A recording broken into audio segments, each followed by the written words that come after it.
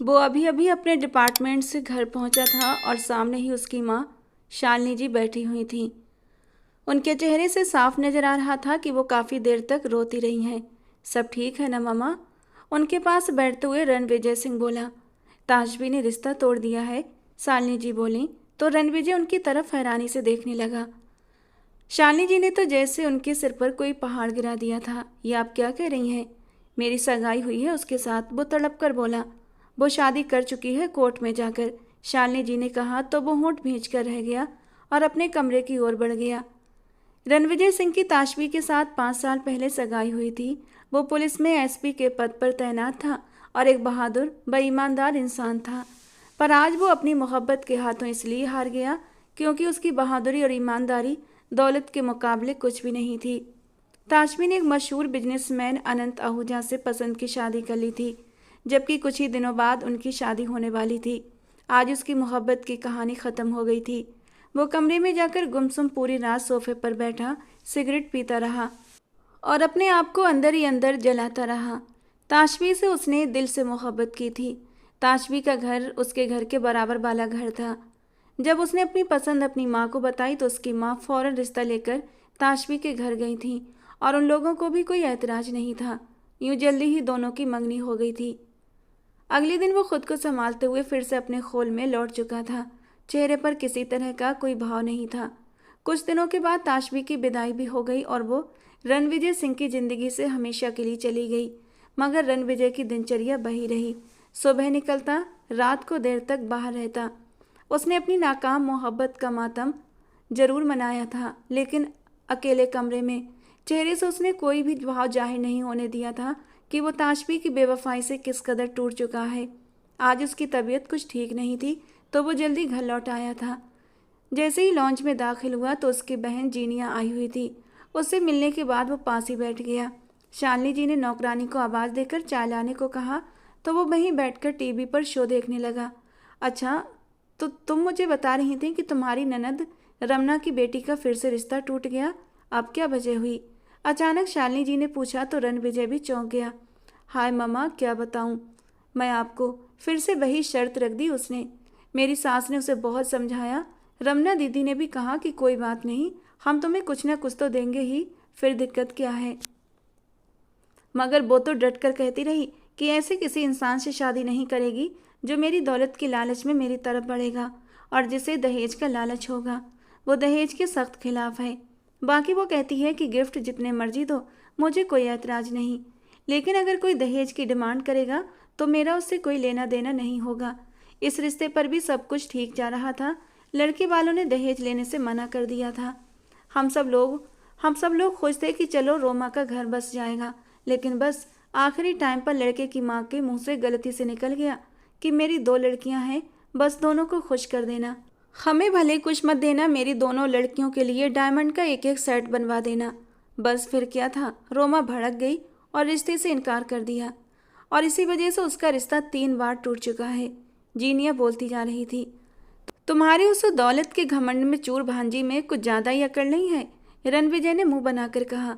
तुम उससे कभी मिले नहीं हो ना, इसीलिए कह रहे हो। वो बहुत अच्छी लड़की है, मेरी बेस्ट फ्रेंड है। मैं उसे बहुत अच्छे से जानती हूँ। बाकी वो अपनी जगह बिल्कुल ठीक है। वो क्यों समझौता करे जब लोग उसकी दौलत की वजह से उसके पास आते हैं और दहेज की मांग करते हैं। इसी दहेज की वजह से न जाने कितनी लड़कियां आज तक अपने बाप के घर बैठी हैं। बस इसी चीज़ के खिलाफ है वो और उसी के लिए लड़ती है, और ये घमंड नहीं है भैया। जीनिया ने हमेशा की तरह उसकी साइड ली। हाँ, तुम तो कहोगी क्योंकि वो तुम्हारी दोस्त जो है, लेकिन मुझे मुझे तो वो घमंड ही लगती है। चलो किसी दिन मिलकर देखते हैं कि उसमें कितने गुण हैं, रणविजय ने मुंह बनाकर कहा और फिर वहां से उठकर अपने कमरे की तरफ चला गया। जीनिया की ननद रमना तलाक के बाद अपने भाई अहम राजपूत के घर पर रहती थी। जीनिया के पति और रमना में एज का काफ़ी फ़र्क था और रमना की बेटी रोमा अहम राजपूत की पत्नी जीनिया से थोड़ी ही छोटी थी और उसकी बहुत लाडली भी थी, क्योंकि रोमा की मामी बनने से पहले वो उसकी एक अच्छी दोस्त भी रह चुकी थी। जबकि अपने मामा अहम राजपूत में तो रोमा की जान बचती थी। रमना ने अहम के साथ उसका बिजनेस संभाल रखा था, बल्कि अगर ये कहा जाए कि रमना ने बिजनेस को एक ऊंचे मकाम पर पहुंचाया था तो गलत नहीं होगा, क्योंकि जब वो तलाक के बाद राना हाउस आई थी उस वक्त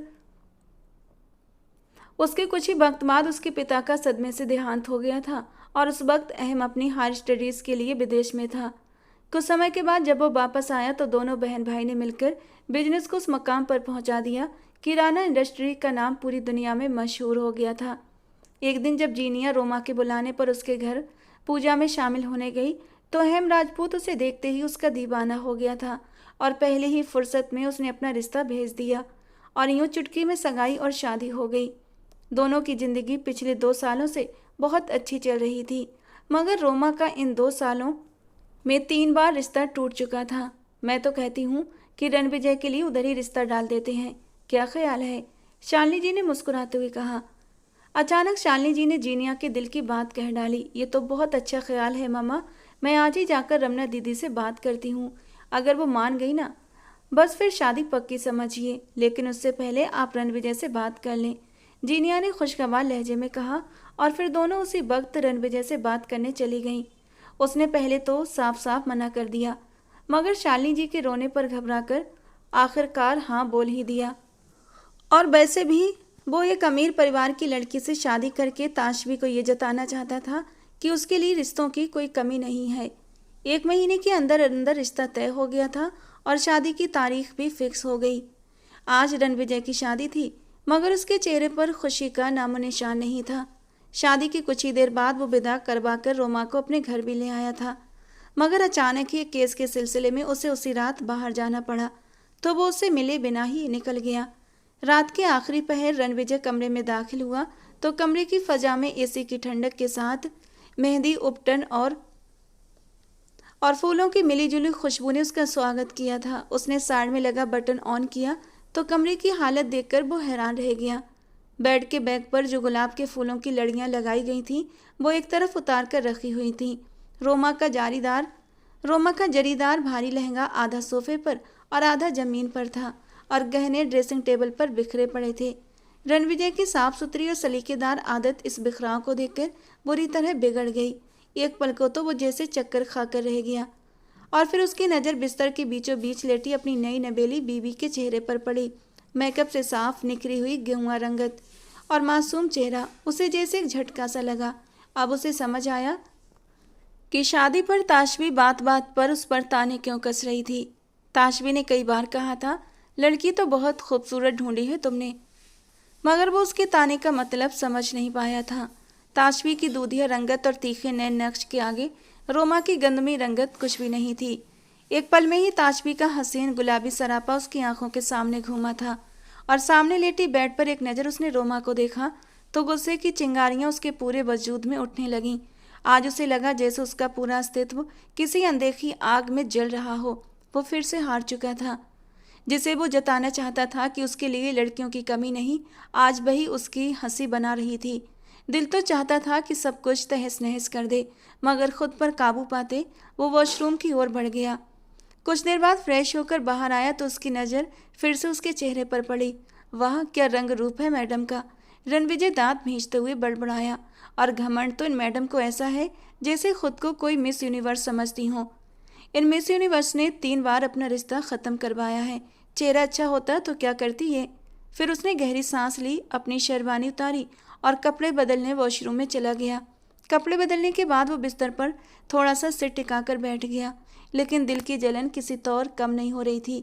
बार बार नज़र सोई हुई रोमा के चेहरे पर पड़ जाती और उसका गला तक कड़वा हो जाता।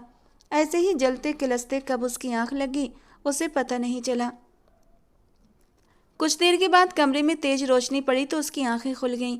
उसने झट से हाथ आंखों को ढक लिया, फिर आधी खुली निगाहों से देखा तो रूमा नहाई धोई एकदम फ्रेश कमरे में सुबह की आरती कर रही थी। हल्का हल्का धुआं पूरे कमरे में फैल रहा था। रणविजय को घुटन का एहसास हुआ। तुम्हारे अंदर अकल नाम की कोई चीज़ भी है या नहीं? अभी अभी आंख लगी थी और तुमने लाइट ऑन करके और पूरे कमरे में ये धुआं फैलाकर मेरी नींद खराब कर दी। वो गुस्से से उठते हुए बोला, अकल तो शायद आप में नहीं है कि सुबह सुबह आरती के वक्त सोए पड़े हैं। वो भी रूमा थी और उससे कुछ कहकर कोई बच नहीं सकता था। रणविजय उसकी बात सुनकर कुछ पल के लिए सन्न रह गया। पहले दिन की दुल्हन और जबान इतनी तेज। वो एकदम उठकर बैठा था। तुम्हें तुम्हारी माँ ने तमीज़ नहीं सिखाई कि अपने पति से कैसे बात करते हैं। रणविजय उसकी बात पर बुरी तरह भड़क उठा था। लगता है आपने अपनी बीवी से कैसे बात करनी है ये अपने बाप से सीखा है। वो एकदम तमतमाकर बोली, हाउ डे यू। रणविजय एकदम झटके से उसकी तरफ बढ़ा और उसे खींचकर अलमारी के साथ लगा दिया। जब मेरी माँ पर ऐसे बात करोगे तो मुझसे चुप रहने की उम्मीद मत रखना, उसने एकदम गरज कर कहा था। आपने ये सोचकर मुझसे शादी की होगी कि अहम राजपूत की मासूम सी भांजी है, तो आप जो भी करेंगे मैं चुप रहूंगी, तो ये आपकी भूल है। रूमा ने निडर होकर उसकी आंखों में देखते हुए कहा, नहीं, मुझे तो उम्मीद थी कि तुम में तुम्हारी माँ जैसी ही आदतें होंगी, उन्हीं जैसी बेबाक और बदतमीज। देखा था उन्हें शादी में जीनिया की। तुम तो उस वक्त दूसरे देश पढ़ने गई थी, मगर उनकी कैंची जैसी जुबान के जो जलवे थे ना, उनसे ही पता चल गया था कि तुम्हारी परवरिश किसने की है। रणविजय तमतमाकर बोला, और आप में शायद आपके माँ बाप की घटिया परवरिश। उसके आगे के शब्द अधूरे रह गए थे क्योंकि रणविजय का हाथ उठा और एक जोरदार थप्पड़ रूमा के गाल पर पड़ा। रूमा ने अपने गाल पर हाथ रखकर बेबसी नजरें उठाकर उसे देखा। आने वाले समय में मेरे माँ बाप के बारे में एक शब्द भी मत बोलना, वरना मैं तुम्हें जिंदा नहीं छोड़ूंगा, रणविजय ने उसका मुंह दबोच कर कहा। फिर उसने तकिया उठाया और ऊपर छत की ओर चला गया। छत के बीचों बीच रखे बड़े लकड़ी के तख्त पर तकिया रखकर चारों तरफ लगे पर्दे खोलकर लेट गया। कुछ ही देर में किसी और की आंखों में आंसू भरकर वो गहरी सांस लेकर चैन से सो गया था। रूमा ने जिंदगी में पहली बार थप्पड़ खाया था और वो शॉक्ड रह गई थी। किसी दुल्हन के साथ ऐसा स्वागत होता है, उसने ये कभी सोचा भी नहीं था। फिर भी उसके होठों पर एक कड़वी मुस्कान फूट पड़ी।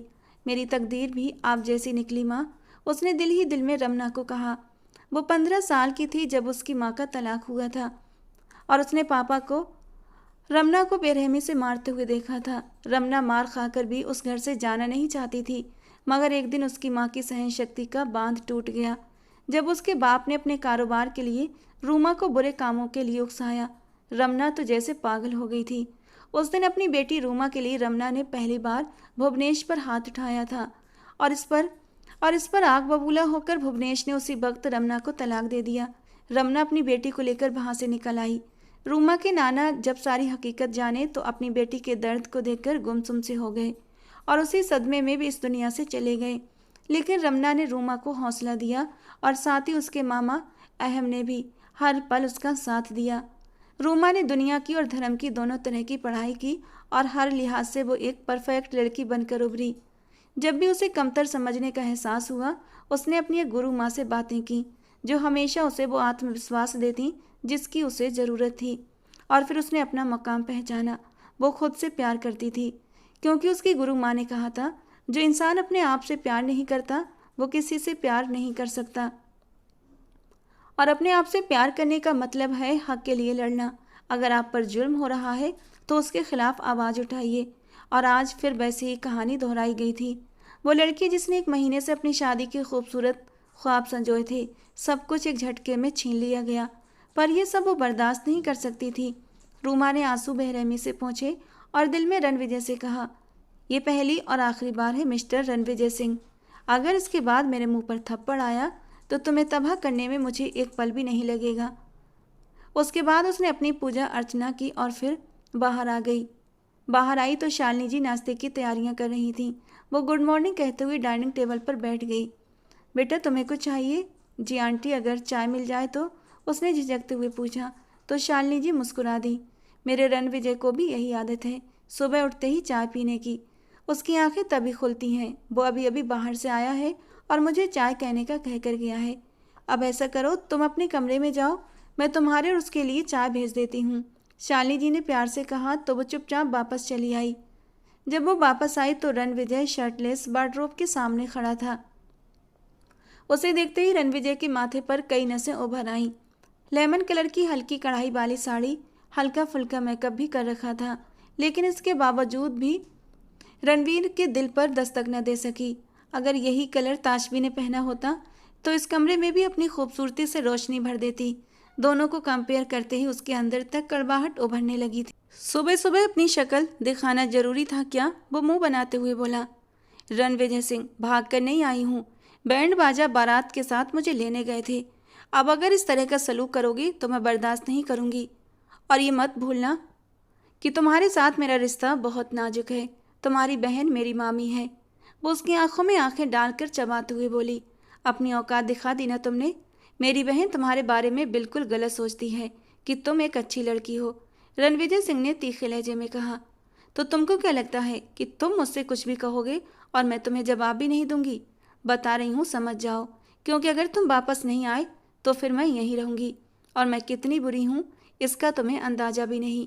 और मैं खुद को अच्छी नहीं समझती, और जीनिया अगर सोचती है तो मैं कुछ कर नहीं सकती। वो उसकी आंखों में आंखें डालकर निडर अंदाज में बोली और उसे सन्न करने पर मजबूर कर दिया। मगर उसने गुस्से को दबाते हुए सिर हिलाकर अपने कपड़े निकालते हुए ड्रेसिंग रूम की तरफ बढ़ गया। वो उसे ये धमकी नहीं देना चाहती थी, मगर वो उसे अपनी अहमियत बताना चाहती थी। और वैसे भी अगर दोनों के बीच कुछ भी खराब होता तो वो अहम राजपूत और जीनिया के बीच कभी कुछ गलत नहीं होने दे सकती थी, क्योंकि उसे वो दोनों ही बहुत प्यारे थे। मगर रणविजय सिंह को जवाब देना भी जरूरी था, ताकि वो आगे से उस पर हाथ उठाने की हिम्मत न कर सके, वरना उसकी हालत भी उसकी माँ के जैसी होती। शाम को उनका रिसेप्शन बहुत अच्छे से हो चुका था, मगर उसी दौरान रणविजय सिंह को एक मिशन के सिलसिले में वहां से जाना पड़ा। वो काम खत्म होने के बाद सबके साथ घर लौट आई थी, और कपड़े बदलने के बाद जब वो अपने बाल खोलने लगी तो उन पर ज़्यादा स्प्रे होने के कारण बाल एक दूसरे से चिपक गए थे। बाल लंबे भी थे, इसलिए उन्हें सुलझाने में मुश्किल हो रही थी। तो उसने नहाने का सोचा। नहाकर बाहर निकली और बाल सुलझा रही थी कि तभी दरवाज़ा खुला और रणविजय सिंह अंदर आया। वो एक पल के लिए उसे देखकर ठिठक गया था, लेकिन फिर उसे अनदेखा करता हुआ आगे की ओर बढ़ गया। लड़खड़ाते हुए आगे की ओर बढ़ा तो वो चौंक गई। क्या हुआ, आप ठीक हैं? उसने पास आकर पूछा, और तभी उसकी नज़र रणविजय के बाजू पर पड़ी जहाँ पट्टी बंधी हुई थी। ये क्या हुआ, आपको चोट कैसे लगी? उसने घबराकर पूछा। कुछ नहीं हुआ, बस वो अपराधियों ने गोली चला दी थी, छूकर निकल गई, रणविजय सिंह ने दर्द भरे स्वर में कहा और कपड़े निकालकर बाथरूम की ओर बढ़ गया। मगर चोट की वजह से उसकी शर्ट उतर नहीं रही थी। कुछ देर के बाद वो शर्टलेस ही बाहर आया तो रोमा चिंतित नज़रों से उसकी ओर देख रही थी। आप बैठिए, मैं आपको दवा लगा देती हूँ, रोमा ने हमदर्दी से कहा, जबकि रणविजय अपने घायल बाजू को दबाए तकलीफ से करा रहा था। इसकी कोई ज़रूरत नहीं, मैं अपना काम खुद कर सकता हूँ, किसी का एहसान लेने की मुझे आदत नहीं, उसने रूखे अंदाज में कहा। रूमा ने उसकी बात को अनसुना करते हुए दवा निकाली और पास आई। उसने धीरे से दवा उसकी ओर बढ़ाई तो रणविजय ने झुंझलाकर हाथ मारा और दवा जमीन पर गिरा दी। ये क्या किया आपने? रूमा ने चिल्लाकर कहा। अपने काम से काम रखो मिस रूमा, और मेरे पास आने की बिल्कुल कोशिश मत करना, रणविजय सिंह ने सख्त स्वर में कहा। मेरा ही दिमाग खराब था जो मैंने आपसे हमदर्दी दिखाई, लेकिन मैं भूल गई थी कि कुछ लोग ना तो प्यार के काबिल होते हैं और ना ही हमारी फिक्र के, रूमा ने आंखों में आंसू भरकर कहा। Shut up and get out of my room, Ranvijay Singh गरजा। नहीं जाऊंगी, क्योंकि मेरा भी कमरा है ये, और अगर इतनी ही तकलीफ हो रही है आपको तो आप जा सकते हैं यहाँ से, रूमा ने तड़क कर कहा और गुस्से में आकर बिस्तर के बीच में कुशन रखकर लेट गई। रणविजय उसकी इस बेबाकी और बदतमीजी पर अंदर से तिलमिला उठा, मगर कुछ कहे बिना बस वहीं खड़ा रह गया। मेरी बला से भाड़ में जाओ, वो गुस्से से उसे साइड पर धकेलता हुआ बेड पर फैलकर लेट गया। रोमा कुछ और कहना चाहती थी, लेकिन उसकी तकलीफ का एहसास करके खामोश होकर एक तरफ को सरक कर लेट गई। रणविजय सिंह की आंख मोबाइल की घंटी की आवाज़ पर खुली। उसने टाइम देखा तो 9 बज रहे थे। ओ गॉड, इतना समय हो गया, और मुझे तो रात को पकड़े हुए गैंग की इन्वेस्टिगेशन करनी थी, और ये मिस यूनिवर्स अभी तक सो रही है। उसने तकिया दबोचकर सोई हुई रूमा को देखकर बड़बड़ाया। फिर उसने जल्दी जल्दी मुंह हाथ धोया और नीचे आया। सभी लोग डाइनिंग हॉल में थे। वो गुड मॉर्निंग करके कुर्सी खींचकर बैठ गया। रूमा कहाँ है? शालिनी जी ने पूछा। अभी तक सोई पड़ी है मैडम, रणविजय सिंह ने चिढ़कर कहा। अरे, सुबह सुबह इतना गुस्से में क्यों हो? शालिनी जी ने हैरत से पूछा। मैं लेट हो गया हूँ और मुझे आज जल्दी डिपार्टमेंट पहुँचना था। दिमाग ठीक है तुम्हारा? तुम्हें गोली लगी थी, कोई मजाक है क्या? शालिनी जी गुस्से से बोली। मॉम, ड्यूटी तो ड्यूटी है, भाड़ में गई तुम्हारी ड्यूटी। रमेश जी, आप कमिश्नर साहब को फ़ोन करके मना कर दो कि आज ही नहीं जा रहा, शालिनी जी ने गुस्से में कहा। मैं जल्दी वापस आ जाऊंगा यार, और वैसे भी मैं घर पर क्या करूंगा, रणविजय सिंह चिढ़कर बोला। कुछ भी मत करना, क्या ख्याल है आज हम तुम्हारी शादी की वीडियो देखें? जीनिया एकदम पास आकर बोली। मुझे कुछ नहीं देखना, प्लीज़ मुझे जाने दो, वो सख्त झुंझलाते हुए बोला।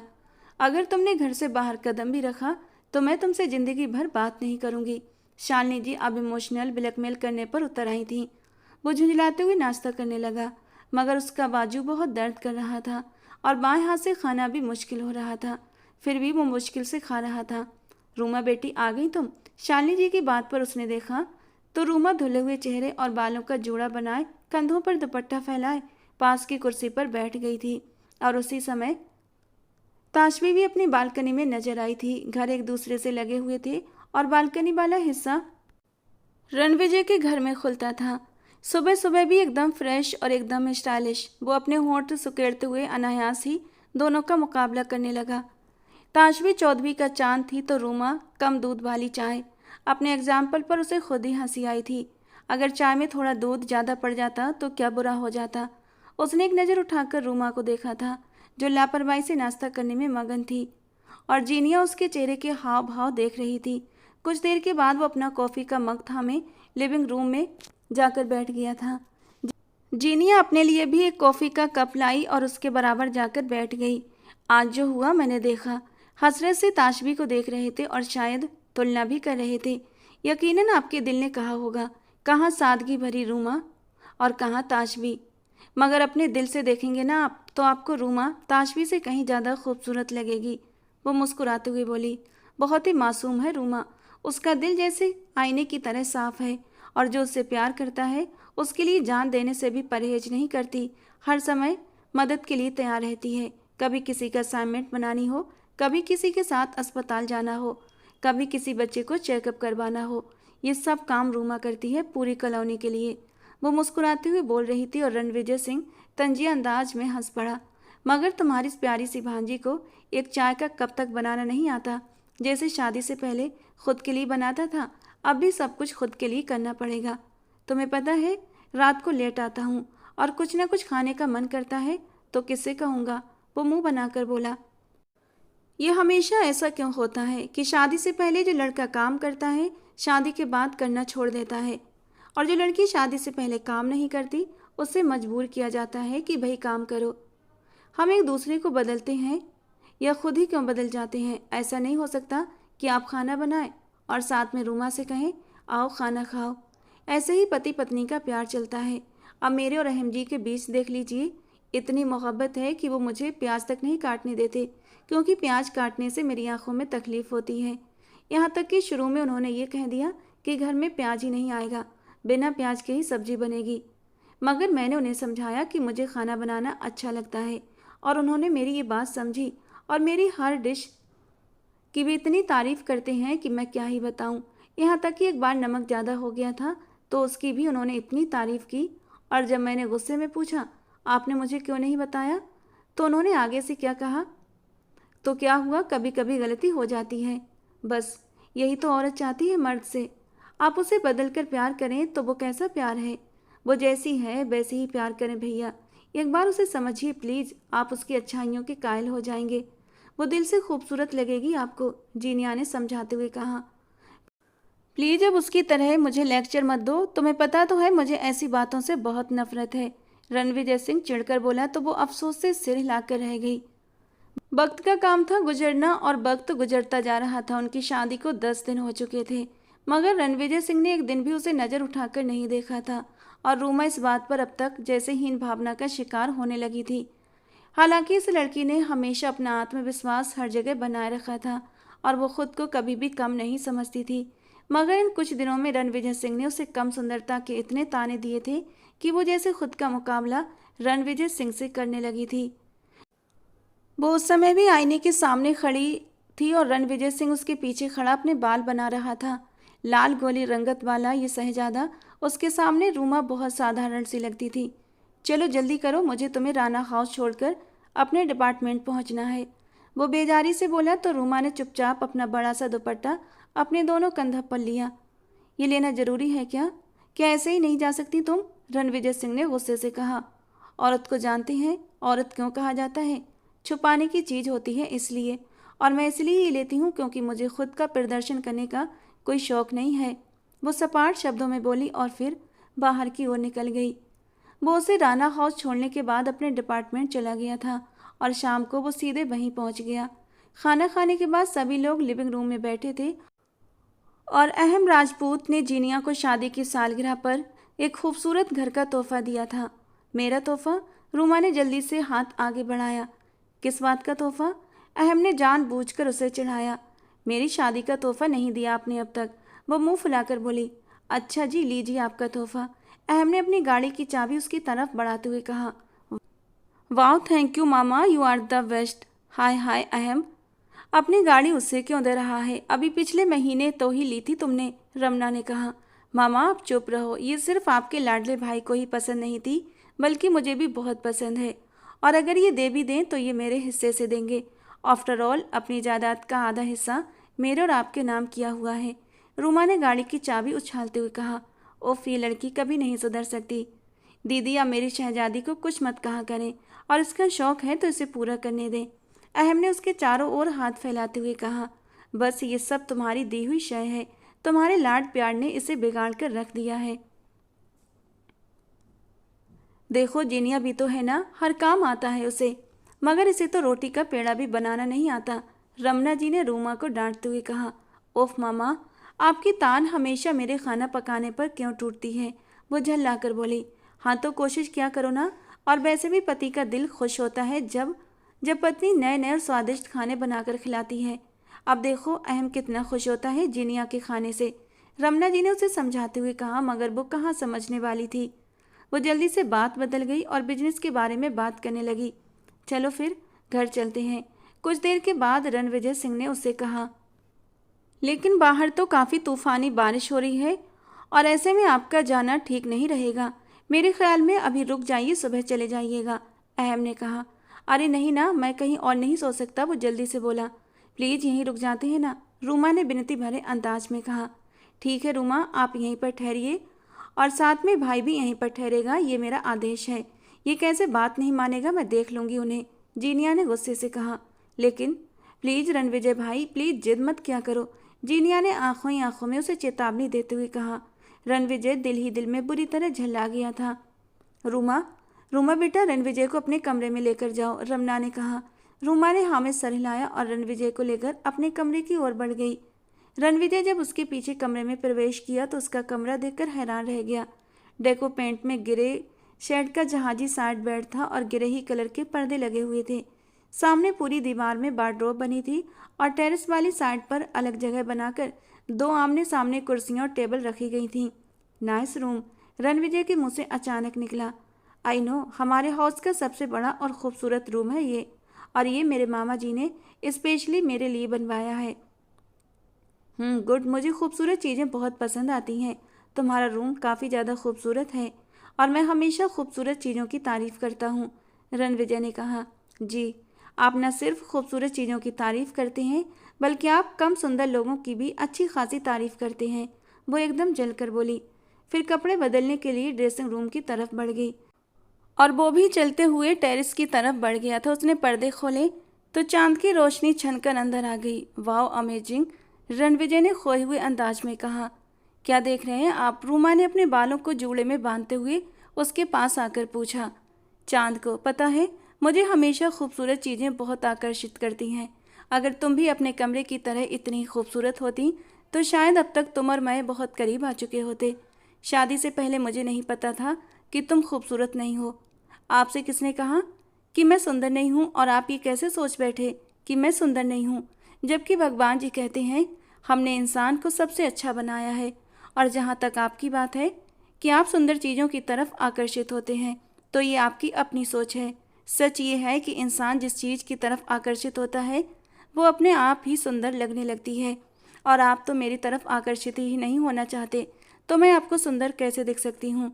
जब कोई किसी चीज़ की तरफ आकर्षित होता है तो उसकी अच्छाई बुराई सब भूल जाता है, जैसे आप ताशबी के मामले में करते हैं। आप उसकी खूबसूरती को इम्पोर्टेंस देते हैं, उसकी बाकी की कमियों को नज़रअंदाज कर देते हैं। वो हल्की मुस्कान के साथ लेकिन आत्मविश्वासी लहजे में बोली। रणविजय उसकी बात में छुपे दर्द को देखकर एकदम शर्मिंदा हो गया। माफ़ करना, मैं आपको कोई उम्मीद नहीं देना चाहता था कि मैं आपसे प्यार करूँगा, मगर मैं आपको आपका हर हक ज़रूर दूंगा। मैं जानता हूँ जितने मर्द के जज्बात होते हैं उतने ही औरतों के, और तुम भी एक जवान लड़की हो, तुम्हारा भी मन करता होगा अपने पति की संगत के लिए, और मैं खुद को तैयार कर चुका हूँ कि मैं तुम्हें तुम्हारा हक जरूर दूंगा। और प्यार तो मैंने किया और उसे खो भी दिया, तो अब शायद जिंदगी भर प्यार न कर सकूं। रणविजय ने थके हुए अंदाज में कहा। मुझे आपसे कोई हक नहीं चाहिए। जब प्यार नहीं, इज्जत नहीं, तो फिर हक कौन सा निभाएंगे आप? बीवी के हकों में से कि उसे सबसे पहले प्यार और इज्जत दी जाए, और आप मेरे पहले हक को तोड़कर मुझे कह रहे हैं कि मैं आपके सारे हक निभाऊंगा। क्या शादी सिर्फ दो शरीरों का मिलन होती है? नहीं मिस्टर रणविजय, क्योंकि शरीर तो इंसान किसी औरत से भी पा सकता है। भगवान ने पति पत्नी के रिश्ते को प्यार और सम्मान की शर्तों पर बनाया है। रूमा ने कड़वे लहजे में कहा। देखो प्लीज, मुझे ये लेक्चर मत दो, मुझे बिल्कुल पसंद नहीं आ रहे, रणविजय ने नाखुशी से कहा। रूमा ने उसकी बात पर सर हिलाया और बिस्तर की तरफ बढ़ गई। वो काफ़ी देर तक खिड़की पर खड़ा रहा, फिर रोमा को सोता देखकर वो भी उसकी दूसरी साइड पर जाकर लेट गया। हमेशा की तरह अलार्म पर आँख खुली तो उसका मीटर घूम चुका था। अलार्म लगाने वाली को सुबह सुबह कमरे में धुआं फैलाते देखकर ये कभी नहीं सुधर सकती। रणविजय चिढ़कर बड़बड़ाया और फिर वॉशरूम की तरफ बढ़ गया। वो फ्रेश होकर बाहर निकला तो रोमा गीता का पाठ कर रही थी। कुछ देर के बाद दरवाज़ा खटखटाया गया और जीनिया चाय थामे अंदर आई। रोमा, आपकी चाय, जीनिया ने मुस्कुराकर कहा। ओह थैंक यू मेरी प्यारी मामी, तुम ग्रेट हो। वह क्या चाय है, कसम से कितने दिन के बाद पी है ऐसी चाय, तो मज़े आ गए, उसने गर्म चाय की चुस्की लेते हुए कहा। रणविजय नाखुशी से उसे देख रहा था। क्या आप चाय नहीं पीते? मैंने तो खुद उस दिन से आपको कितनी बार चाय पीते देखा है, रूमा ने एकदम से पूछा। पीता हूँ, मगर खाली पेट नहीं। सुबह की सैर करने के बाद मैं अपनी एनर्जी ड्रिंक लेता हूँ और कुछ फल आदि, उसके बाद चाय लेता हूँ ताकि मेरी आंखें पूरी तरह खुल जाएं। हम लोग इतनी सुबह सुबह अपने खाली पेट नहीं जलाते और इसीलिए हम इतने गोरे चिट्टे हैं, रणविजय ने आखिर में तंज भरे अंदाज में कहा। मगर हम राजपूत बहुत चाय पीते हैं और फिर भी गोरे ही होते हैं। कहाँ से गोरे हैं आप मैडम? रणविजय ने तंज कसते हुए कहा। सब कहते हैं आपके अलावा, और वैसे भी सफ़ेद रंग असल में मेरा ही है, और आपको तो देखकर लगता है जैसे सफ़ेद कागज हो या फिर कोई बीमारी। बीमारी मतलब? रणविजय हैरान हुआ। बेटी लेगो, सुकून भरा जवाब आया। बेटी लेगो मतलब सफ़ेद दाग? रणविजय दांत कसकर बोला। हाँ, उसने जोर से सर हिलाया था। यू आर अनबिलीवेबल, रणविजय चिढ़कर बोला। मेरा भी यही ख्याल है, रोमा ने भी गुस्से में कहा। देखा तुमने कैसे बात करती है ये मुझसे, रणविजय ने जीनिया से कहा। इस गरीब को बीच में मत डालो, रोमा ने आंखें घुमाकर कहा। आप दोनों लड़ते रहो, मुझे काम करना है, जीनिया ने कहा और जल्दी से बाहर निकल गई। तुम कभी सीधे मुंह बात नहीं कर सकती, रणविजय ने उस तरफ कड़क नज़रों से देखकर कहा। पहले आप शुरू हुए थे, जिस दिन आप सीधे बात करेंगे मैं भी कर लूँगी। पति का अनादर पाप होता है, पत्नी को बार बार नीचा दिखाना और उसका हक नहीं देना, इसके बारे में क्या ख्याल है आपका? उसने भी तुरंत जवाब दिया। लेकिन रणविजय की गहरी नज़र देखकर वो एकदम से घबरा गई और अब उसे एहसास हुआ कि उसने गलत कह दिया है। तो तुम्हें अपना हक चाहिए? मैं तो तुम्हें तुम्हारा हक रात को ही देने के लिए तैयार था, लेकिन तुमने ही मना कर दिया था, रणविजय मुस्कुराते हुए पास आकर बोला। मुझे नींद आ रही है, उसने खाली मग साइड टेबल पर रखा, जल्दी से कहा और चादर तानकर सो गई। कुछ देर के बाद दरवाज़ा खटखटाया गया तो रणविजय उठकर दरवाज़ा खोलने लगा। बेटा जी, नीचे नाश्ते पर सब लोग तुम्हारा इंतजार कर रहे हैं, सविता बुआ ने कहा। जी बुआ, हम बस 10 मिनट में आ रहे हैं, रोमा ने आवाज़ दी। खाना खाने के बाद वो घर के लिए निकल पड़े थे। रूटीन के अनुसार रणविजय घर आते ही तैयारी करने लगा, पुलिस स्टेशन के लिए निकल गया। शाम को जब वो घर वापस आया तो लॉन्च का नज़ारा देखकर ठिठक गया। शालिनी जी सोफे पर बैठी थी, जबकि रूमा उनके पीछे खड़ी उनके पैरों की मालिश कर रही थी। अरे बेटा बस करो, शालिनी जी ने प्यार से कहा। कोई बात नहीं आंटी जी, मुझे अच्छा लगता है और मैं अपनी माँ की भी ऐसे ही मालिश करती हूँ, देखिएगा आपको बहुत रिलैक्स फील होगा। आपके पैर दुखते हैं ना, इसके लिए ये बहुत अच्छी थेरेपी है। और आपकी शुगर बहुत हाई है, आज से आप वही खाएंगी जो मैं डाइट प्लान कर चुकी हूँ, और देखिएगा इसके कारण आपके पैरों का दर्द भी कम हो जाएगा। जब हम लोग शुगर में कुछ उल्टा सुल्टा खाते हैं उसके बाद ही हमारे पैरों में दर्द बढ़ने लगता है, शुगर हाई होने की वजह से। रूमा की आवाज़ उसके कानों से टकराई। वो दिलचस्पी से उसे देखकर उसके पास आ गया। अरे आ गए तुम बेटा, शालिनी जी ने पूछा तो वो जल्दी से उनसे आशीर्वाद लेते हुए उनके पास ही सोफे पर बैठ गया और उसे देखने लगा, जो हमेशा की तरह बेहद खूबसूरत और डिसेंट सूट में बट साड़े से हुलिये में बहुत मासूम लग रही थी। फिर वो मसाज पूरा करके अपने कमरे में चली गई। रणविजय भी उसके पीछे ही कमरे में आ गया। चलो अच्छा है, खाना पकाकर न सही तो सेवाएं करके ही सास का दिल जीत लो। रणविजय ने हमेशा की तरह तंज भरी बात कही थी, मगर आज वो लौटकर जवाब देने के मूड में नहीं थी। चुपचाप अपना काम करती रही। तुम मुझे इग्नोर कर रही हो? रणविजय की बात पर वो गंभीरता से उसकी आंखों में आंखें डालकर देखने लगी। आपको ऐसा क्यों लगता है कि मैं आपको इग्नोर कर रही हूँ? मेरे और आपके बीच ऐसा कौन सा रिश्ता है कि हम एक दूसरे को इग्नोर करें या एक दूसरे को टाइम दें? वो उदास मुस्कान के साथ बोली। ये बात भी है। खैर, तुम्हें मसाज करते देखा, काफ़ी हुनर रखती हो उसमें। थोड़ा मेरे सिर की भी मसाज कर दो। रणविजय ने सोफे पर बैठते हुए उसके पीछे से सिर टिकाते हुए मजाक में कहा, और उसे पूरा भरोसा था कि वो उसकी सेवा कभी नहीं करेगी। मगर अगले ही पल उसका नरम और मुलायम ठंडा हाथ उसके माथे पर टिक गया तो उसने झट से आंखें खोलकर देखा। वो हल्के हाथों से उसका मसाज करने लगी और रणविजय को अपने दिल के अंदर तक सुकून उतरता महसूस हुआ। थकावट बहुत ज़्यादा थी, इसलिए वो वहीं सिर टिकाए सो गया। काफ़ी देर के बाद जब उसकी आंख खुली तो उसने सामने वाली घड़ी पर टाइम देखा। रात के 9 बज रहे थे। वो जल्दी से सीधा होने लगा, मगर उसकी गर्दन अकड़ चुकी थी। वो कराहते हुए अपनी गर्दन पर हाथ रखता हुआ खड़ा हुआ। दो तीन बार गर्दन को इधर उधर झटका भी दिया, लेकिन गर्दन का दर्द था कि बढ़ता ही जा रहा था। उसी समय रोमा अंदर आई। आपको क्या हुआ? उसने हैरानी से पूछा। ओ गॉड, पता नहीं किस नियत से तुमने मेरा सिर दबाया था। मेरी गर्दन में जोर का दर्द हो गया है। वो उल्टा उसी पर गुस्सा करने लगा। आपको तो सिर्फ मौका चाहिए मुझे सुनाने का, इसमें भी मेरा कसूर है? आपका सिर दबा रही थी, सो गए थे आप। मैंने 2-3 बार आवाज़ें भी दी, मगर आप गहरी नींद में सोए थे। मुझे लगा शायद थकावट है, इसीलिए मैं बाहर चली गई। वो कड़वे लहजे में बोली। हाँ तो मुझे जोर से हिला देती ताकि मैं जाग जाता। मैं ऐसे कभी नहीं सोता। वो गर्दन पर हाथ रखकर झल्लाता हुआ बोला। यहाँ सोफे पर बैठी, अभी मसाज करूंगी तो ठीक हो जाएगा। वो गंभीरता से बोली। बहुत मेहरबानी आपकी। अब आपकी किसी और कृपा की ज़रूरत नहीं। ये ना हो कि ठीक करते करते मेरी गर्दन ही तोड़ दो। मैं फिजियोथेरेपिस्ट को दिखा दूंगा। वो तड़क कर बोला था।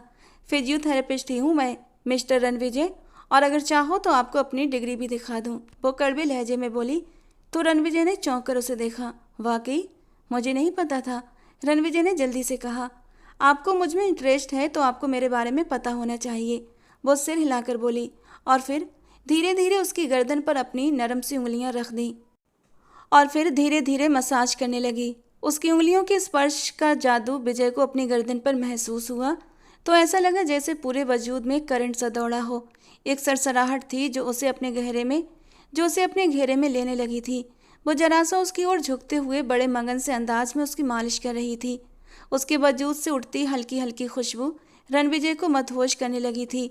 जल्दी से उसने अपने ख्यालों को झटका था। वो इस मामूली सी लड़की में इतना इंटरेस्ट कब से लेने लगा था, उसे हैरत हुई थी। हालांकि अंदर से कहीं एक आवाज़ धीरे से गूंजी थी, ये पल यहीं थम जाए, और वो ऐसे ही अपनी नरम उंगलियों से उसकी मसाज करती रहे। अपने ख्याल पर वो खुद ही धीरे से मुस्कुरा दिया था। हंस क्यों रहे आप? यकीनन आपको मज़ा आ रहा होगा, है ना, मेरी मालिश से? वो नासमझी से पूछने लगी, लेकिन रणविजय कुछ नहीं बोला। अपनी मुस्कुराहट को होंठ भींचकर छुपा गया। उसकी गर्दन को अलग अलग तकनीकों से एक्सरसाइज कराकर उसने उसे ठीक कर दिया था। तुम तो काफ़ी अच्छी एक्सपर्ट हो, रणविजय ने पहली बार उसकी तारीफ की। वो बिना कोई जवाब दिए वापस पलटने लगी तो रणविजय ने अचानक उसका हाथ थाम लिया। बैठो, कुछ देर बातें करते हैं, वो नरमी से बोला। दिल और मचल रहा था कि वो कुछ देर और उसके साथ बैठी रहे। नहीं, मैं आपको बुलाने आई थी। आज हमारी फैमिली सागर अंकल, ताशबी के पापा के घर इनवाइट है। उनके बेटे को इंटरनेशनल कंपनी में जॉब मिल गई है, इसीलिए जल्दी से तैयार होकर आ जाओ, सब लोग इंतजार कर रहे हैं। वो धीरे से बोली तो रणविजय चुपचाप उसका हाथ छोड़ गया। वो सब लोग डिनर के लिए सागर अंकल के घर पहुंच चुके थे। अभी डिनर शुरू नहीं हुआ था, सब लोग बातों में लगे हुए थे कि तभी रणविजय सामने से आती ताशबी को देखकर चौंक गया। उसके चेहरे पर उंगलियों के निशान थे। क्या हुआ? नीलम जी ने बेचैनी से अंदाज में पूछा तो ताशबी माँ के गले लगकर फूट फूट कर रो पड़ी। सब लोग लॉन्ज में इकट्ठा हो चुके थे। ताशबी ने रोते हुए बताया कि अनंत ने उसे थप्पड़ मारा है। रणविजय के साथ साथ बाकी सब लोग भी आग बबूला हो चुके थे, सिवाय शालिनी जी के। उन्हें रणविजय का उसके लिए परेशान होना नागवार लग रहा था। वो नफरत भरी निगाहों से ताशबी को देख रही थी। फिर नीलम जी उसे लेकर कमरे में चली गईं। अगले दिन रणविजय सुबह उठा और वॉक के लिए निकल ही रहा था कि ताशवी उसे पुकारती उसके पीछे आ गई। मैं भी चलूं तुम्हारे साथ? शायद हवा बदलने से थोड़ी सी तबीयत ठीक हो जाए। पूरी रात रोती रही हूं मैं, ताशवी ने कहा। हाँ चलो। फिर वो ताशवी के साथ वॉक पर चला गया और ताशवी के कहने पर ही वो उसे नाश्ता कराने ले गया। और आज न जाने कितने समय के बाद वो दोनों कितनी देर तक बातें करते रहे। जब वो लोग घर पहुंचे तो सामने ही शालिनी जी और रूमा बाहर गार्डन में बैठे हुए थे। ये तुम्हारे साथ गई थी? शालिनी जी ने सख्त लहजे में कहा। जी मम्मा, उसकी तबीयत ठीक नहीं थी, कह रही थी कि थोड़ी सी वॉक कर लूँ तो ठीक हो जाएगी, रणविजय ने कहा। नाश्ता लगवाऊं? तुम कल कह रहे थे ना कि जल्दी निकलना है, शालिनी जी ने पूछा। नहीं मम्मा, मैंने नाश्ता ताशवी के साथ कर लिया है, वो नजरें चुराकर बोलता हुआ अपने कमरे की ओर बढ़ गया था। जबकि पीछे से शालिनी जी ने परेशान होकर रूमा को देखा, जो कि होंठ को चलते हुए सीढ़ियां चढ़ते रणविजय को देख रही थी। शालिनी जी का दिमाग जैसे सुन्न होने लगा था। वो सब कुछ समझ रही थी, मगर उनका बेटा पागल था उस लड़की के पीछे, तो वो आज भी उसे अपने काबू में करने की क्षमता रखती थी। शाम को रूमा को अपने दोस्त की शादी पर जाना था और वो तैयार होकर बैठी थी, रणविजय का इंतजार कर रही थी। कुछ देर के बाद वो अंदर आया और उसे देखकर ठिठक गया। तुम्हें कहीं जाना था? रणविजय ने पूछा। बताया तो था आपको कल रात कि मुझे अपनी फ्रेंड के यहाँ जाना है, शादी है आज उसकी। अब जल्दी से तैयार हो जाइए, मैं कपड़े निकाल देती हूँ, वो बोली। इसकी ज़रूरत नहीं, मैं तुम्हारे साथ नहीं जा सकता, मुझे ताजवी को लेकर बाहर जाना है, रणविजय ने सख्त लहजे में कहा। मैं आपकी पत्नी हूँ, ताजवी नहीं। मेरी जिम्मेदारियाँ आप पर हैं, उसकी नहीं, रूमा ने कड़वे लहजे में बोला। अपनी औकात में रहो, तुम्हें मैंने कोई हक नहीं दिया कि तुम मुझसे इस तरह बात करो, सो आगे से खुद को इतनी इम्पोर्टेंट मत समझो, रणविजय ने ठंडे लहजे में कहा और फिर कपड़े निकालकर वॉशरूम की ओर बढ़ गया। वो फ्रेश होकर बाहर आया, तैयार हुआ, ताशवी के साथ बाहर भी जा चुका था। जबकि रूमा वहीं गुमसुम खड़ी रह गई। आंसू छलककर उसके गाल पर बहने लगे। उनकी शादी को 1 महीने से ज़्यादा का वक्त हो चुका था, मगर रणविजय का व्यवहार दिन ब दिन उसके साथ बदतर होता जा रहा था। अब बस वो और अधिक सहन नहीं कर सकती थी। उसने अहम को फ़ोन करके पूरी स्थिति बताई और उसे ड्राइवर को भेजने को कहा। कुछ देर के बाद वो ड्राइवर के साथ राना हाउस में मौजूद थी। अहम गुस्से से मुट्ठियां बांध कर खड़ा था। अगर उसका व्यवहार तुम्हारे साथ सही नहीं था तो तुमने ये बात पहले क्यों नहीं बताई? क्यों चुपचाप सब कुछ सहा? मैंने तुम्हें विदा करने से पहले इस बात की सलाह दी थी कि अगर तुम्हारा पति तुम्हारे साथ किसी भी तरह का अन्याय करता है तो तुम उसे छोड़कर आ जाना। तुम इतने दिनों तक सब सहती रही। अहम का गुस्सा कम होने का नाम नहीं ले रहा था। सॉरी, मुझे सारी बातों का पता नहीं था, जीनिया ने धीरे से कहा। मैं जानती हूँ, और आंटी जी भी हमेशा मेरा साथ देती रही हैं, मगर जिस दिन से ताशवी आई है उस दिन से बिल्कुल ही रणविजय का व्यवहार बदल गया है। मैं सब सह सकती हूँ, मगर किसी और लड़की को मुझ पर इम्पोर्टेंस दे, ये मैं सहन नहीं कर सकती, वो नम शब्दों में बोली। अहम ने उसके पास बैठते हुए उसे सीने से लगा लिया। रूमा तो जैसे गुमसुम हो गई थी। रूमा की नानी शांता जी का गुस्सा भी बुरा हो रहा था। तुम भी अभी इसी वक्त उसकी बहन को वापस उसके घर भेज दो, शांता जी ने कहा। तो जीनिया ने तड़प कर उन्हें देखा। कैसी बातें कर रही हैं नानो, और इसमें जीनिया का क्या कसूर है? हम उसके भाई की सजा उसे नहीं देंगे, ये भी अन्याय है, और हमारी तरफ से ये कभी नहीं होगा, रूमा ने जल्दी से कहा। बिल्कुल सही कह रही है, इसमें जीनिया का कोई कसूर नहीं। अहम ने जीनिया का हाथ अपने हाथ में लेते हुए उसे तसल्ली दी तो उसकी जैसे अटकी हुई सांसें बहाल हुईं।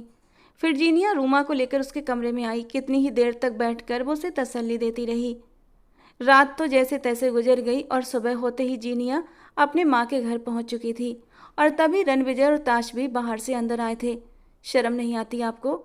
इस लड़की की वजह से आपने रूमा की वफा को ठुकरा दिया, जीनिया ने उसे देखते हुए गुस्से से कहा। मैंने उसे कुछ नहीं कहा था, वो खुद ये घर छोड़कर गई है, रणविजय ने सर हिलाते हुए कहा। मगर तुम्हारी वजह से तो गई है ना, जीनिया ने कड़वे लहजे में कहा। मैंने ऐसा कुछ नहीं किया, और अगर तुम्हें लग रहा है कि मेरी वजह से तुम्हारा घर खराब हो रहा है तो मैं जाकर माफ़ी मांगकर उसे ले आऊँगा वापस, वो सिर हिलाते हुए बोला। आपकी जानकारी के लिए बता दूं, मेरा घर खराब नहीं होगा। मेरी सास ने मुझे कल घर से निकल जाने के लिए कहा था, लेकिन मेरे पति और रूमा ने उनकी बात का विरोध करते हुए मेरा साथ दिया, और ऐसे ही लोग हैं वो। मगर अफसोस तो मुझे आप पर है, जो अपना थूका हुआ खुद ही चाट रहे हैं, जीनिया ने चबा चबा कर कहा। शट अप, शर्म नहीं आती अपने भाई के बारे में इस तरह बोलती हो? रणविजय ने गुस्से से चिल्लाकर कहा। इससे ज़्यादा बोलने की हिम्मत रखती हूँ मैं। और क्या चुप कराओगे मुझे? बहुत कड़वी लगी आपको मेरी बात? जरा नहीं, पूरा सोचिए। जिस लड़की ने आपको ठुकराकर किसी और को अपनाया और अब उसी को ठुकराकर अब फिर से आपके पास आ रही है और आप भी उसे अपना रहे हैं, तो इसे क्या नाम दोगे? वो तंज भरे लहजे में बोली। मैंने ऐसा कुछ नहीं किया। हाँ, मैं उसके साथ खड़ा हूँ उसे काम डाउन करने के लिए। उसके पति ने उस पर इतना अत्याचार किया और उसकी जगह कोई भी होता तो मैं ऐसा ही करता, रणविजय ने जल्दी से कहा। और जो आपने अत्याचार किया उसके बारे में क्या कहेंगे? अपनी ही पत्नी को बेइज्जत करती हुई शर्म नहीं आई आपको? उसकी भावनाओं को, उसके एहसासों को कुचलते रहे। आपको ताशबी का एहसास है, मगर क्यों? वजह क्या है इसकी? आपको शायद जायज और नाजायज की पहचान नहीं, मगर उसे है।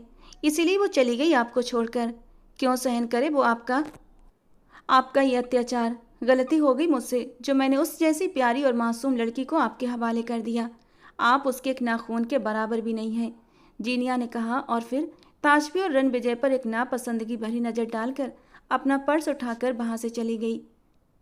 जीनिया की बातों की वजह से रणविजय का दिल जैसे हिल गया था। वो अपने कमरे में आकर कितनी ही देर गुस्से से इधर उधर टहलता रहा। तैयार होने के बाद वो डिपार्टमेंट चला गया, मगर सारा दिन उसका ध्यान न जाने क्यों रूमा की तरफ ही लगा रहा।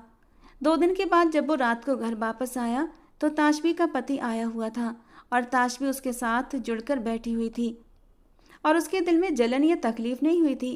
ताशबी के जाने पर वो संतुष्ट था। कितनी ही देर वो वहाँ बैठा बातें करता रहा और फिर खाना खाकर अपने कमरे में आ गया तो न जाने कमरा क्यों काट खाने को दौड़ रहा था। अगले दिन सुबह सुबह वो राणा हाउस पहुंचा तो सब लोग नाश्ता कर रहे थे और उसे देखकर सबके चेहरे पर गुस्से के भाव उभर आए थे, मगर किसी ने कहा कुछ नहीं था। मुझे रूमा से मिलना है, उसने नजरें चुराकर कहा। रानी से बुलवाता हूँ, अगर वो आएगी तो ठीक, अहम ने सख्त चेहरे से कहा और फिर नौकरानी को भेजा, मगर उसने मिलने से साफ इनकार कर दिया। वो होंठ भींचता हुआ वहां से वापस चला आया। बहुत गुस्सा भी आया, मगर दिल न जाने क्यों उससे मिलने को बेताब हो रहा था। रात को वो कितनी ही देर तक बिस्तर पर करवटें बदलता रहा, मगर नींद नहीं आ रही थी।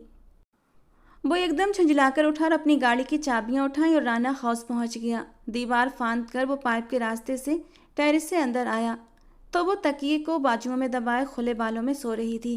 वो धीरे धीरे चलता हुआ पास आया और उसके पास बैठते हुए उसे पहली बार पूरे अधिकार से गौर से देखने लगा। गेहुआ रंगत, घनेरी मुड़ी हुई काली पलकें जो उसके नरम गालों पर साया किए हुए थीं, सुतवा नाक और गुलाबी होंठ। वो इतनी खूबसूरत तो थी कि एक के बाद दूसरी नज़र डालने का मन करता था। फिर उसकी वो रेशमी सी जुल्फें। वो तकिया हटाकर उसके करीब हुआ, उसकी बाहों के घेरे में भरते हुए आंखें मूंद लीं। उसके बालों की महक उसे मदहोश कर रही थी। रोमा भी नींद में कसमसाते हुए उसकी चौड़ी छाती से चिपक गई थी और रणविजय ने भी अपने आप में उसे भींचकर समेट लिया था। न जाने कितने दिनों के बाद उसे इतनी सुकून की नींद आई थी।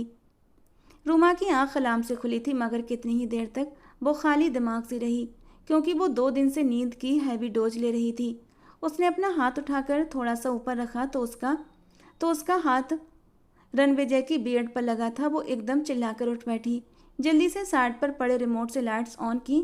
रणविजय भी उसकी चिल्लाहट पर हड़बड़ाकर उठा था और अब आंखें मसल रहा था। आप? वो चिल्लाई। हाँ मैं। वो उसे बाहों में खींचकर अपने पास लिटाता अपना चेहरा उसके बालों में छुपा गया। रूमा उसकी नज़दीकी पर जैसे मरने वाली हो चुकी थी और हाथ पाँव में इतनी ताकत नहीं थी कि उसे पीछे हटा सके। आप पूरी रात यहाँ थे? चोरों की तरह घुसे आप? और क्या किया अपनी नींद में मेरे साथ?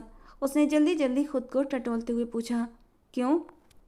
मैं तुम्हारे पास नहीं आ सकता क्या? और तुम मुझसे मिलने से इनकार कर दोगी तो मुझे फिर चोर रास्ते से ही आना पड़ेगा ना। और रही बात कुछ करने की, तो वो अभी नहीं, घर जाकर करूँगा। वो उसकी नाक की टिप पर किस करते हुए उसके नरम होंठ को अंगूठे से हल्के से रब करते हुए बोला, बेहद गंभीर लहजे में। क्यों कर रहे हैं आप ये सब? जब मुझ में इंटरेस्ट नहीं तो इस तरह क्यों? किसने कहा मुझे इंटरेस्ट नहीं? और तुमने एक बार भी नहीं सोचा कि इस तरह घर छोड़कर आओगी तो मेरा क्या हाल होगा? पता है ना कितना अकेला पड़ गया था मैं। वो उसकी काली आंखों में झांकते हुए बोला। अकेले कहाँ थे? वो थी ना आपकी एक्स। रूमा ने कहते हुए उसे पीछे धकेलना चाहा, मगर वो अपना घेरा और भी मजबूत बना गया। वो मेरी जिंदगी से जा चुकी थी तो तुम आई हो और अब तुम आ गई हो तो तुम्हारे अलावा कोई और नहीं आ सकता। और ताश बीबी 2-3 दिन पहले ही अपने घर जा चुकी है। खैर बाकी की बातें हम घर जाकर करेंगे। जल्दी से तैयार हो जाओ, हम घर चल रहे हैं। वो उसे छोड़ते हुए बोला। मुझे नहीं जाना, वो रूठे रूठे अंदाज में बोली। उठाकर ले जाऊंगा। अब तुम्हारे पास ऑप्शन नहीं है, या तो तुम डिसेंट तरीके से चलती हो या फिर मैं ज़बरदस्ती उठाकर ले जाऊं। वो उसके कान के पास अपने होंठ से छूते हुए बोला। और रोमा की जान उसके होंठों पर आई थी। वो थूक निगलते हुए उस खूबसूरत से मर्द को देख रही थी जो उसे आज हैरत के झटके दे रहा था। ताश भी फिर से वापस आएगी तो मुझे फिर से इग्नोर करना शुरू कर देंगे। अगर ये सब जीनिया की वजह से कर रहे हैं तो इसकी ज़रूरत नहीं। फिक्र मत कीजिए, उसका घर खराब नहीं होने दूंगी। उस दिन तो मैंने बस ऐसे ही बोल दिया था, मैं कभी किसी का घर नहीं उजाड़ती और ना ही किसी का दिल। वो नम लहजे में बोली। ए झांसी की रानी, तुम ऐसे बिल्कुल अच्छी नहीं लगती, लड़ती हुई अच्छी लगती हो। वो कहते हुए उसकी आंखों पर बारी बारी से होंठ रख गया। जल्दी से उठकर तैयार हो जाओ, वरना अगर मैं बहक गया तो शिकायत मत करना। वो उसकी आंखों के मचलते जज्बात देखकर जल्दी से तैयार होने के लिए चली गई। वो दोनों जब नीचे आए तो सब लोग हैरानी से उन्हें देख रहे थे। रणविजय ने सब लोगों से माफ़ी मांगी और उसे लेकर घर के लिए निकल गया। रास्ते में ही दोनों ने नाश्ता किया और घर पहुंचे तो शालिनी जी भी उसे देखकर काफ़ी खुश हुई थी। रणविजय तो आते ही अपनी ड्यूटी पर चला गया था और वो पूरा दिन बोलाई बोलाई से फिर रही थी। उसे अपने वजूद से रणविजय की खुशबू अब तक महसूस हो रही थी। ऐसा लग रहा था जैसे वो अपना स्पर्श उसके वजूद के अंदर तक उतार चुका हो। और फिर उसकी वो बहकी बहकी सी बातें। रोमा का दिल जोरों से धड़कने लगा था। चेहरे पर गुलाबीपन उतर आया था। वो रणविजय को बहुत मिस कर रही थी। फिर न जाने उसे क्या सूझा, शालिनी जी से पूछकर रणविजय के लिए बिरयानी बना ली। उसके आने से पहले वो तैयार होकर बाहर आई तो रणविजय भी पहुंच चुका था। खाना खाते समय शालिनी जी ने जब बताया कि ये बिरयानी रूमा ने बनाई है, तब तो रणविजय ने और भी अधिक रुचि से खाई थी। उसे यूँ खाते देखकर रूमा को बहुत अच्छा लग रहा था। ऐसा लग रहा था कि उसकी मेहनत सफल हो गई हो और उसने दिल ही दिल में फैसला कर लिया था कि वो सारी कुकिंग सीख लेगी। रणविजय ने उसके लिए खास एक सरप्राइज प्लान किया था और वही देखने के लिए वो पिछली तरफ से ऊपर छत पर चला गया था। सारा इंतजाम करने के बाद वो नीचे आया तो रूमा सोई पड़ी थी कि रणविजय ने उसे कंधे से हिलाया तो वो हड़बड़ाकर उठ बैठी। क्या हुआ? वो एकदम घबराकर बोली। चलो मेरे साथ। रणविजय ने उसका हाथ पकड़कर उठाते हुए कहा। लेकिन कहाँ? चलो तो सही, रणविजय ने कहा और फिर उसका हाथ थामकर बाहर ले आया और छत की तरफ कदम बढ़ा दिए। ऊपर काफ़ी अंधेरा था। फिर रणविजय ने हाथ में पकड़े रिमोट के बटन को दबाया और रूमा की आंखें तेज रोशनी से चकाचौंध हो गईं। फिर उसने धीरे से आंखें खोलीं तो ज़मीन पर बिछी गुलाब के फूलों की चादर थी और छत के बीच में बेड जैसा एक सेटअप बना हुआ था और उसे भी सजाया गया था। ये क्या है? वो थूक निगलते हुए बोली। ये मेरी फेवरेट जगह है और मैं हमेशा गर्मियों में यहीं सोता हूँ, रणविजय ने कहा और गहरी सांस लेते हुए ठंडी हवा को अपने अंदर उतारा। ये इतनी तैयारी मेरी जैसी आम सी शक्ल सूरत वाली के लिए क्यों? तुम आम सूरत वाली नहीं हो, तुम बहुत खास लड़की हो और मुझे दिलो जान से पसंद हो, रणविजय ने मुस्कुरा कर कहा। ये कोई मेरा मजाक उड़ाने का नया तरीका तो नहीं? उफ, बस यही सुनना बाकी था मुझे। ये बताओ, क्या तुम्हारा मजाक उड़ाने के लिए मैं इतना प्यारा और रोमांटिक माहौल बनाऊंगा? हद है यार, रणविजय तब कर बोला। अब इतने दिनों से मेरा मजाक बना रहे थे तो एकदम से आपकी मोहब्बत देखकर तो कंफ्यूज तो होंगी ना? वो सामने बेड जैसे सेटअप पर बैठते हुए बोली। वैसे ये कब बनवाया था बेड? ये सीमेंट का बना एक बड़ा बेंच है जो मैंने आज से 5 साल पहले बनवाया था, क्योंकि मुझे ऊपर आकर सोना अच्छा लगता है। ये सब पर्दे वगैरह बारिश से गीले नहीं होंगे? वो हैरानी से बोली। तो फिर तुरंत तीनों तरवा कर मैं धुलवा देता हूँ। और अगर तुम्हारे सवाल ख़त्म हो गए हैं तो अपनी बात करो, रणविजय ने उसका हाथ होंठों के पास ले जाते हुए पूछा। रूमा ने घबराकर अपना हाथ छुड़वाया और उठकर खड़ी हुई। अपने इरादे तो वो पहले ही बता चुका था और अब वो पल भी आ गए थे। रोमा बुरी तरह से घबराई हुई थी। क्या हुआ? रणविजय ने उसकी हालत को देखते हुए हैरानी से पूछा। मुझे नींद आ रही है। क्या? यहाँ मैं तुम्हारे साथ इतनी मोहब्बत से बात करने की कोशिश कर रहा हूँ और तुम आगे से मुझे कह रही हो कि तुम्हें नींद आ रही है? रणविजय चिल्लाया। वो तुम्हारा इतना मीठा अंदाज मुझे पच नहीं रहा। Are you mad? रणविजय ने उसे बाजू से पकड़कर खींचा। वो अपना संतुलन खोती हुई उसके ऊपर गिर गई। रणविजय ने उसके जूड़े में फंसे बाल आज़ाद किए तो ठंडी हवा में उसके बालों की खुशबू फैल गई। रणविजय ने उसके बालों को मुट्ठी में भरते हुए चूमा। पता है रूमा, तुम्हारे बाल मेरी कमजोरी हैं, रणविजय ने उसे पास गिराते हुए मदहोश अंदाज में कहा था। अगले ही पल उसके कंधे पर बंधे उसके गाउन की डोरी को दांत से पकड़कर खींच चुका था। रेशमी गाउन को कंधे से हटाते हुए वो उसके कंधे पर अपने होठों से नरम स्पर्श छोड़ने लगा। रणविजय, कोई आ जाएगा ऊपर, वो शर्माई लजाई से बोली। तो आने दो, खुद ही वापस भी चला जाएगा। वो धीरे से बोलता उसका गाउन पूरा हटा चुका था। बेताब होकर उसके नरम होठों को पीने लगा, जबकि रोमा मचल उठी थी। बारिश आ जाएगी तो आ जाने दो स्वीटहार्ट, बारिश में भीगते हुए और भी मजा आएगा। रणविजय ने एक हाथ से उसकी नरम धड़कन पर दबाव बनाया था और अब होठों से होता हुआ वो अपनी नरम गरम सांसें छोड़ता नीचे धड़कनों के पास आया था। रोमा ने घबराकर अपना चेहरा उसके सीने में छिपा लिया। मुझे बहुत शर्म आ रही है रणविजय, उसने एक सिसकारी भरी थी। पहली बार है इसीलिए, आज के बाद नहीं आएगी। रणविजय ने उसके कान में धीरे से सरगोशी की और बड़े ही अधिकार से उसे अपनी गोद में भर लिया और उस पर प्यार की बरसात करने लगा। रोमा तो किसी और ही दुनिया की सैर करने लगी थी।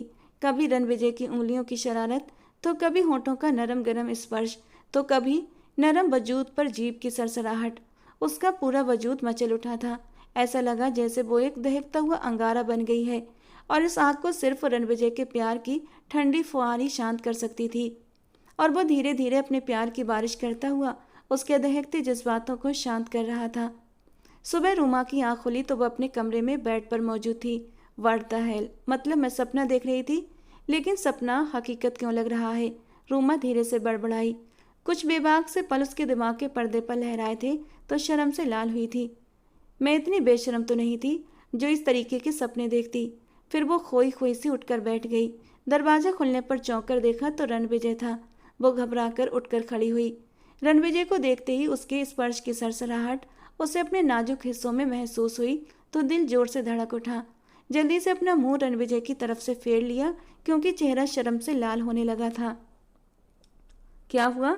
रणविजय ने हैरानी से पूछा। वो रात को हम छत पर थे क्या? क्या तुम सवाल पूछ रही हो मुझसे?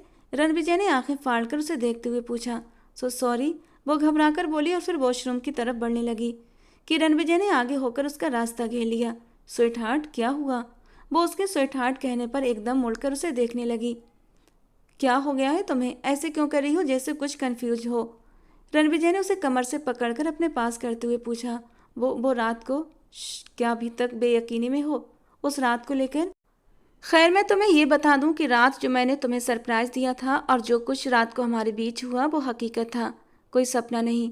और तुम फिर इतने मज़े से सो गई थी कि गोद में उठाकर नीचे ले आया था। वैसे सच कहा था तुमने, देखने वाले की नज़र होनी चाहिए। तुम सच में बहुत खूबसूरत हो। वो उसे अपने करीब करता हुआ उसके माथे पर अपने होंठ रख गया था और रोमा के दिल में सुकून सा उतर गया था। लेकिन शर्म की वजह से वो रणविजय से नजरें नहीं मिला पा रही थी। मुझे लगा रात को सपना आया था, वो उंगलियां चटकाते हुए बोली। स्वीटहार्ट, वो सब हकीकत है, कोई सपना नहीं। और हाँ, ये तुम्हारे लिए गिफ्ट लाया था, मगर रात को देना याद नहीं रहा। रणविजय ने एक बॉक्स उसकी तरफ बढ़ाते हुए कहा। रूमा ने बॉक्स खोला तो उसमें बहुत खूबसूरत सर्दियों के लिए एक वेलवेट की शॉल थी जिसके किनारों पर कढ़ाई हुई थी। ये शॉल शायद तुम्हारे स्टैंडर्ड पर ना उतरे, थोड़ी सस्ती है, लेकिन मुझे अच्छी लगी तो ले ली। रणविजय ने कान सहलाते हुए कहा। नहीं, बहुत प्यारी है और चीज़ों की कीमत कोई मायने नहीं रखती। असल चीज़ तो प्यार होता है और ये प्यार करोड़ों अरबों से कहीं ज़्यादा कीमती होता है। रूमा ने शॉल को चूमते हुए नम आवाज में कहा। अरे रो क्यों रही हो? रणविजय ने उसका चेहरा हाथों में लेते हुए पूछा। पता है रणविजय, मेरे पापा मेरी माँ को बहुत मारते थे, उन्हें बदसूरत कहकर ताने देते। फिर उन्होंने मेरी माँ को तलाक दे दी क्योंकि वो मेरा सौदा करना चाहते थे। सब खत्म हो गया था, लेकिन मेरे अंदर एक डर बैठ गया था कि अगर मेरी शक्ल की वजह से मैं अपने पति के दिल में जगह न बना सकी तो क्या होगा। लेकिन मेरे मामा ने मुझे एहसास कराया कि मैं भी खूबसूरत हूँ, क्योंकि शर्म और पवित्रता ही असली खूबसूरती है और इस खूबसूरती की हिफाजत इंसान को और भी खूबसूरत बना देती है। और आज आपने मुझे प्यार का मान देकर मुझे पहले से भी ज़्यादा खूबसूरत बना दिया। वो नम लहजे में बोली। मैं वादा करता हूँ तुमसे रूही कि मैं कभी भी तुम्हें दुख नहीं दूंगा और हमेशा तुम पर अपनी मोहब्बतें लुटाऊंगा। रणविजय ने उसकी आंखों को चूमते हुए कहा, जबकि रूमा ने सुकून से उसका सीना थाम कर उस पर सर टिकाया और आंखें बंद कर लीं। कुछ महीनों के बाद ताशबी के पति अनंत ने किसी और लड़के से शादी कर ली थी और ताशबी इस बात पर उससे काफ़ी लड़ती रही। अनंत ने कहा कि उसके पास 2 पत्नियां रखने की ताकत है तो उसने शादी कर ली और वो भी उसके साथ रह सकती थी, तो कोई बात नहीं। लेकिन ताशबी ने तलाक ही लिया। जिस दिन से वो घर आई थी उस दिन से एक बार भी रणविजय ने आकर उससे मुलाकात नहीं की थी, मगर वो हर रोज उसे और रूमा को एक साथ देखकर जलती कुड़ती रहती।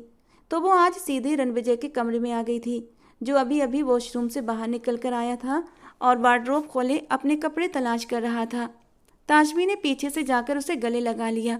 ये रोमांस बाद में कर लेना मेरी जान, पहले मेरे कपड़े निकाल दो, वो मुस्कुराकर बोला, मगर दरवाजे के पास पत्थर बनी खड़ी रोमा को देखकर हड़बड़ा गया और साथ खड़ी ताशबी को आश्चर्यजनक नजरों से देखा, जो उसका हाथ थामकर अब उसके कंधे पर सिर टिकाए खड़ी थी। रूमा बिना कुछ कहे वहां से पलट गई। व्हाट द हेल, ये क्या बदतमीजी है? इस तरह तुम मेरे कमरे में कैसे आ सकती हो? और तुम्हारी हिम्मत कैसे हुई मुझे छूने की? वो ताशबी का हाथ जोर से झटकते हुए बोला। तुम मुझसे प्यार करते थे रणविजय, वो तुम्हारे काबिल नहीं है। हम दोनों को देखो कितने खूबसूरत लगते हैं। हमारी जोड़ी को चांद सूरज की जोड़ी कहा जाएगा। मैं तो उस अनंत से वैसे भी बहुत ऊब चुकी थी। शुक्र है उसने मुझे तलाक दे दी। अब हमें मौका मिल चुका है, हम एक हो सकते हैं। प्लीज रणविजय, ताशबी और करीब आकर बोली तो वो उसे जोर से धक्का देते हुए नफरत से उसे देखने लगा। तुम्हें क्या लगता है तुम ऐसी हरकतें करोगी और मैं तुम्हारी तरफ फिर से झुक जाऊंगा? मर्द के दिल से जब एक औरत उतर जाती है ना, तो फिर वो कभी अपनी जगह वापस नहीं बना सकती, और तुम जैसी तो बिल्कुल भी नहीं। और तुमने क्या कहा कि मेरी और तुम्हारी जोड़ी चांद सूरज की लगेगी? नहीं, ये सिर्फ कहने की बातें हैं। मैं तुम्हारे जैसी लड़की के साथ 1 मिनट भी नहीं जी सकता। भगवान ने शायद मुझे मेरे ही स्वभाव की लड़की दी है। वो मुझसे बहुत प्यार करती है और मैं उसे, और हम दोनों एक दूसरे के साथ बहुत खूबसूरत भी लगते हैं।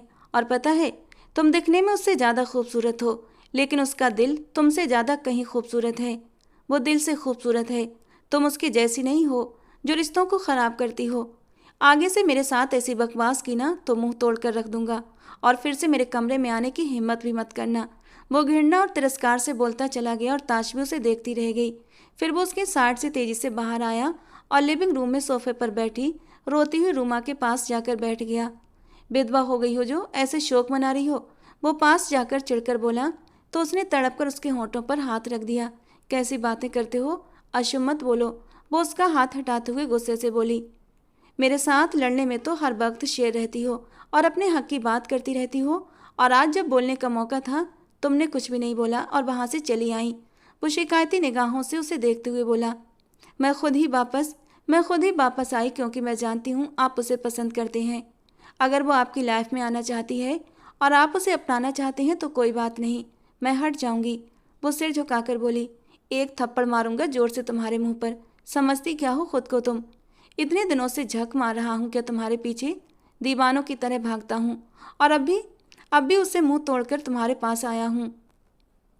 अगर मुझे उसे अपनाना ही होता तो तुमसे पूछने की बिल्कुल भी ज़रूरत नहीं थी, और ना ही तुम्हारी अनुमति की। और ये बकवास आगे से की ना तो सच में तुम्हारा मुंह तोड़ दूंगा। फिजूल में मेरा दिमाग खराब करती रहती हो। वो तब कर बोला, देखा ऐसे बोलते हैं आप, अगर प्यार होता तो ऐसे ऐसे नहीं बोलते। वो भी गुस्से से बोली, तो रणविजय ने उसके बाजू से खींचकर उसे अपने सीने में भर लिया। ओ मेरी झांसी की रानी, हर वक्त लड़ने के लिए तैयार रहती हो, मुझे नहीं समझ सकती क्या? मैं तो अब तुमसे ही प्यार करता हूँ। वह कहते हुए नरम स्पर्श उसके माथे पर लगा गया और रूमा का चेहरा लाल हो गया। ताशबी को क्या जवाब दिया? नम आंखों से पूछा तो वो मुस्कुरा दिया। प्रपोज किया था उसने? फिर वो एकदम सीधी हुई। मैंने कहा कि सोचकर बताऊंगा। वो मुस्कुराहट दबाते हुए बोला। तो रूमा ने बेयकीनी से उसे देखा और उसके चेहरे का उड़ता रंग देखकर वो जोर से हंस पड़ा।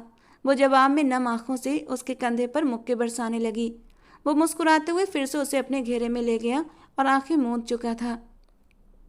उसकी जिंदगी बन चुकी थी और उसके बिना वो जीने का ख्याल भी नहीं कर सकता था। प्यार के लिए खूबसूरती होना जरूरी नहीं होता, और ना ही खूबसूरती अच्छी किस्मत की मोहताज होती है। भगवान ने वही लिखा होता है जो नसीब में होता है, और जिसका दिल जितना अच्छा होता है उसे कदरदान मिल जाए तो उसकी किस्मत संवर जाती है। और ऐसा ही कुछ रूमा के साथ भी हुआ था। वो हमेशा से एक डर के साए में जीती रही थी कि न जाने उसका पति कैसा होगा, और उसने अपनी प्रार्थनाओं में सिर्फ और सिर्फ भगवान से अपनी अच्छी किस्मत की प्रार्थना की थी, और भगवान ने उसकी प्रार्थना की स्वीकारता के रूप में रणविजय को उसे दे दिया, जो न सिर्फ दिल से खूबसूरत था, देखने में भी किसी राजकुमार से कम नहीं था। और दूसरी तरफ रणविजय, जो कभी हुस्न का दीवाना हुआ करता था, जब से उसने असली हुस्न जाना, जो कि दिल का हुस्न होता है, उसे पता चल गया था कि रूमा जैसी लड़की ही उसकी ज़िंदगी को संवार सकती है। और न सिर्फ संवार सकती है, बल्कि उसने संवार भी दिया था। वो दोनों एक दूसरे के साथ परफेक्ट थे। दोनों लड़ते झगड़ते, मगर एक दूसरे के बिना एक पल भी नहीं रह पाते थे। तो दोस्तों, आज का हमारा ये नॉवल कैसा लगा कमेंट बॉक्स में ज़रूर बताना। पसंद आया हो तो प्लीज़ लाइक करना। रोज़ एक नया और रोमांटिक नॉवल सुनने के लिए हमारे चैनल से जुड़े रहना। मिलते हैं दोस्तों अगले किसी नए और रोमांटिक से नॉवल के साथ।